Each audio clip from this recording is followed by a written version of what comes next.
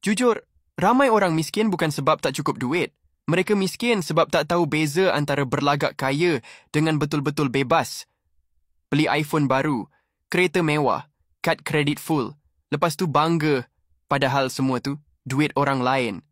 Real talk. Itu bukan kaya. Itu hutang yang dibungkus cantik. Setiap kali kau swipe card, buat personal loan, ambil ansuran, kau sebenarnya jual masa depan kau. Setiap bulan, bila bil sampai, itu bukan tanggungjawab.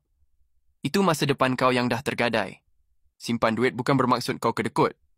Tak reti urus duit bak, kata pakar kewangan. Itu bermaksud kau ada otak panjang. Kau faham, setiap RM1 yang kau simpan, kau tengah beli balik kuasa untuk buat keputusan sendiri. Orang yang tak simpan, selalu kena ikut hidup orang. Dan kau juga faham bagaimana sistem bank berfungsi. Bank suka orang berhutang ni. Lagi bagus yang lambat bayar. Kau kerja sebab nak settle bill. Kau tunduk sebab hutang.